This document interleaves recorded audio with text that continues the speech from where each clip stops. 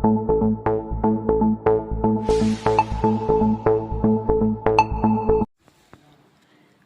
రాష్ట్ర మాజీ ముఖ్యమంత్రి కేసీఆర్ కు సిట్ నోటీసులు ఇచ్చిన నేపథ్యంలో రాష్ట్ర పార్టీ పిలుపు మేరకు ఆదివారం రోజున వర్ధన్నపేట మాజీ ఎమ్మెల్యే ఆరూరి రమేష్ ఆధ్వర్యంలో ఎర్రగట్టుగుట్ట జంక్షన్ లో ధర్నా నిర్వహించారు.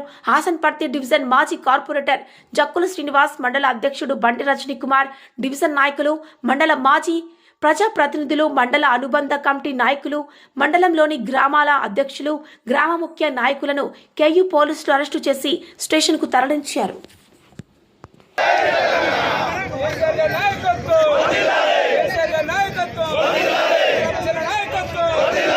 ఈ రాష్ట్ర మాజీ ముఖ్యమంత్రి ఉద్యమ నేత కేసీఆర్ గారికి సిట్ నోటీసులు ఇవ్వడాన్ని తీవ్రంగా యావత్ తెలంగాణ రాష్ట్రం గ్రామ గ్రామాన గల్లీ గల్లీన ఖండిస్తుంది.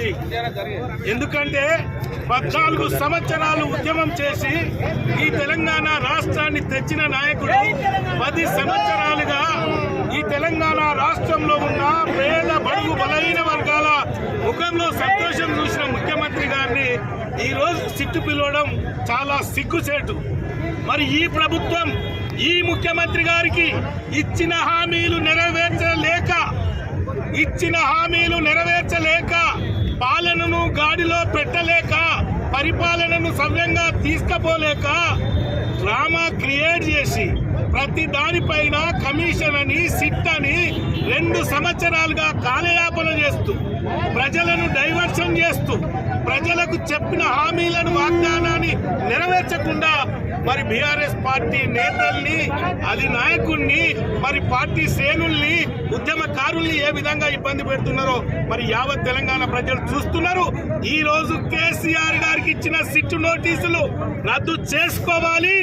కేసీఆర్ గారి నాయకత్వంలో ఈ తెలంగాణ రాష్ట్రం ఒక బంగారు తెలంగాణ దిశగా తీసుకపోతే ఈ రాష్ట్రంలో సంపద పెంచి పేదలకు పంచితే మీరు పేదలకు ఇచ్చిన హామీలు ఏ ఒక్కటైనా నెరవేర్చారా?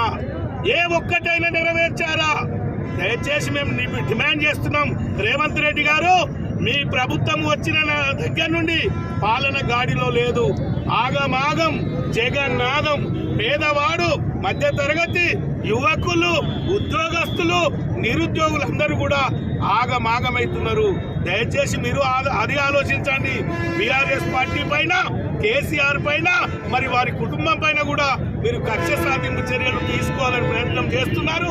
దాన్ని చూస్తూ తెలంగాణ సమాజం ఊరుకోదని నేను డిమాండ్ చేస్తున్నా.